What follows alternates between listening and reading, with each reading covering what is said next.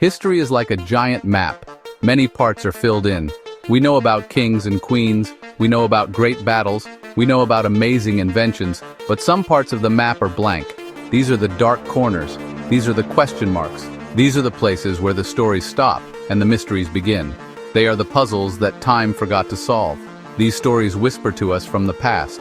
They challenge us. They dare us to look closer, to ask questions, and to search for answers that might be lost forever.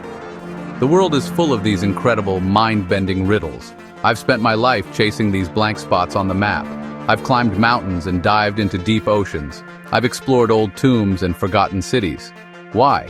Because nothing is more exciting than a good mystery. An unsolved case pulls you in. It makes you feel like a detective. You look at the clues. You think about the possibilities. You try to connect the dots. These mysteries are not just old stories. They are active investigations, waiting for someone with a new idea or a new piece of technology to finally crack the code and reveal the truth. These tales come from all over the world and from different times. So, get your gear ready. We are about to go on an expedition. We will travel through time and across continents. We are going to explore some of the greatest unsolved mysteries in history. The journey begins now. Imagine arriving at a new home only to find it completely empty. That's what happened in 1590. A man named John White returned to Roanoke Island in what is now North Carolina. He had left a group of English settlers there 3 years earlier. He went back to England for supplies. When he finally came back, everyone was gone. Over 100 men, women, children had vanished. The entire colony had disappeared. There were no signs of a fight. There were no bodies. It was as if they had simply evaporated into the morning mist. The only clue they left behind was a single word. Carved into a wooden post was the word Croatoan. On December 4, 1872, a ship was found drifting in the Atlantic Ocean. It was the Mary Celeste. The ship was in good condition. Its sails were up, heading toward the Strait of Gibraltar. The crew of another ship, the DEI Gracia, boarded it. They found something chilling. There was nobody on board. The captain, his wife, their young daughter, the 7-man crew. The ship was completely deserted, sailing silently on the open sea. A true ghost ship. A vessel without a soul to guide it. The mystery deepened when they looked closer. Cargo of industrial alcohol mostly untouched. Crew's personal belongings still in their quarters. Food and plenty of fresh water on board. The lifeboat was missing, suggesting the crew had abandoned ship in a hurry. The ship's logbook offered no clues. Last entry 10 days earlier. It said nothing about any problems. Over the years, many theories emerged. Giant squid attack, sea monster attack, mutiny. Crew killing the captain and family, then escaping in the lifeboat. Cargo fumes, barrels releasing explosive fumes. Captain orders everyone into the lifeboat to wait at a safe distance. A sudden wind pushes the ship away, leaving them stranded. None of these can be proven. No evidence of struggle or monster. Ship not on fire or damaged when found. The Mary Celeste sailed on under new owners, but the legend was sealed. A story told by sailors in hushed tones. The ship was eventually wrecked. What could scare a seasoned captain enough to choose a small lifeboat over his ship? In the autumn of 1888, a dark shadow fell over the Whitechapel district of London. A mysterious killer began to stalk the foggy, gas-lit streets. He was known only by a name from a letter sent to the police, Jack the Ripper. This killer targeted poor women in the area. His crimes were brutal and shocking. He was not just a murderer. He performed gruesome acts on his victims, suggesting he had some knowledge of human anatomy. The city of London was gripped by fear. No one knew who the killer was or when he would strike again. The police were desperate to catch him. They investigated thousands of people. They interviewed hundreds of witnesses. But the Ripper was like a ghost. He moved through the dark alleys and disappeared without a trace. He sent taunting letters to the police and to newspapers. Some letters may have been real, some were likely fake. These letters created a media sensation, making Jack the Ripper infamous worldwide. The investigation was one of the largest in London's history, but it led nowhere. The killer seemed to be one step ahead of everyone. Who was Jack the Ripper? This question has fascinated crime enthusiasts for over a century. There are more than 100 different suspects. Imagine a book filled with words that no one can read. Imagine it has drawings of plants that do not exist on Earth. This is the Voynich manuscript. It is a handwritten book from the early 15th century. For hundreds of years, the world's best code breakers and linguists have tried to understand it. They have all failed. The book is written in a unique, unknown alphabet. The language is a complete mystery.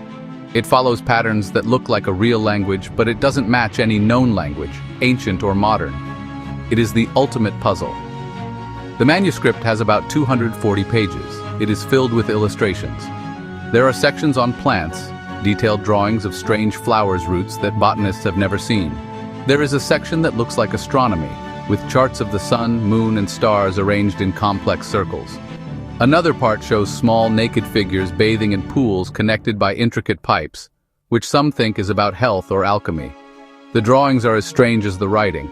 They seem to tell a story, but it is a story we cannot comprehend. During World War II, top cryptographers who broke German and Japanese codes tried their hand at it. They couldn't solve it. Some people think it's a hoax, a meaningless collection of symbols created to trick someone. But creating such a complex and consistent hoax would be an incredible task. The text flows too naturally. Modern computer analysis has confirmed that the text has structure, but it has not brought us any closer to a translation. The book is named after Wilfred Voynich, a book dealer who bought it in 1912. It is a silent challenge from the past. It's a book that holds a secret, but it refuses to speak. What forgotten knowledge or elaborate joke is hidden within these unreadable pages? Amelia Earhart was more than just a pilot. She was a hero. She was a symbol of adventure and courage in the 1930s. She was the first woman to fly solo across the Atlantic Ocean. In 1937, she set out on her most ambitious journey yet, to fly around the world. She and her navigator, Fred Noonan, had already completed most of the long trip, one of the last legs, heading to tiny Howland Island in the Pacific, flying through a vast empty expanse of sea. July 2nd, 1937. Earhart sent her last radio messages. She said she was close to Howland Island, but running low on fuel. She couldn't see the island. "We are on the line 157337, she said. "We are running on line north and south." Radio operators could hear her, but couldn't guide her in. Then, her transmissions stopped. Silence. Amelia Earhart, Fred Noonan, the Electra. The U.S. launched the biggest, most expensive sea search in history. Ships and planes scoured 250,000 plus square miles. They found nothing. No wreckage, no oil slick, no sign of the plane or crew. Official theory, ran out of fuel and crashed into the ocean, sinking without a trace. The Pacific there is incredibly deep. Debris nearly impossible to find.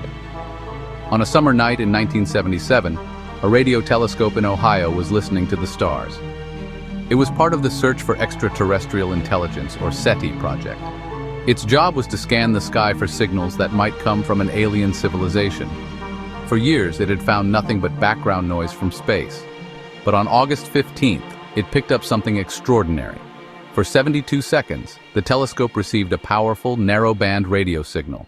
It was exactly the kind of signal that scientists thought an intelligent alien race might use to communicate across the vastness of space.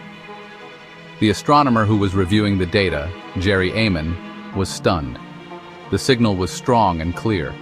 It stood out dramatically from the random noise of the cosmos. He circled the strange reading on the computer printout and wrote one word next to it. Wow! The name stuck. The wow signal came from the direction of the constellation Sagittarius. It was at a frequency that is normally quiet, meaning there are few natural sources for it. This made it seem even more likely that it was artificial and created by intelligent beings. The most exciting part is that the signal has never been detected again. Scientists have pointed telescopes at that same patch of sky many times since 1977. They have listened carefully, but they have found nothing. The signal was there for a brief moment, and then it was gone. It was like a single, short message from across the galaxy, a cosmic hello that we only overheard by chance. Was it a call from another civilization, or just a one-in-a-billion fluke of nature? For more than 200 years, a small island off the coast of Nova Scotia, Canada, has been the site of a legendary treasure hunt. The story of Oak Island began in 1795. A teenager named Daniel McGinnis saw strange lights on the island. When he went to investigate, he found a circular depression in the ground. Under a large oak tree, he saw a spot that looked like it had been dug up and filled in again. He and two friends started digging. They believed they had found the location of buried pirate treasure, perhaps Captain Kidd's famous lost loot. What they found was not treasure, but one of the most complex and frustrating mysteries of all time, As they dug, they found layers of logs or wooden platforms every 10 feet down. It was clear that this was not a natural formation. Someone had built something deep underground. Over the decades, many different teams of treasure hunters have come to Oak Island. They have spent millions of dollars. They have used bigger and better technology. But the money pit, as it came to be called, has guarded its secrets well. The pit is full of clever traps. Diggers have encountered layers of charcoal putty coconut fiber, a material not native to Nova Scotia. The most ingenious trap is a series of flood tunnels. These tunnels are connected to the ocean. Once diggers reach a certain depth, the tunnels are triggered and the pit fills with seawater. This has stopped every attempt to excavate the pit by hand. It seems the original builders wanted to make sure that whatever is down there stays down there. They created a brilliant and deadly security system. So what is buried in the money pit? Is it pirate treasure? Some believe it could hold the lost jewels of Marie Antoinette or manuscripts written by William Shakespeare. Others suggest it could be a treasure trove hidden by the Knights Templar. Despite centuries of digging, no major treasure has ever been found. All that has been discovered are a few small artifacts, like old coins, and a stone tablet with strange symbols. We have traveled from a lost colony in America to a ghost ship on the Atlantic. We have walked the dark streets of Victorian London and stared at the pages of an unreadable book. We have flown over the vast Pacific and listened for whispers from the stars. Each of these mysteries is a doorway. It is a doorway into a story without an ending, a question without an answer.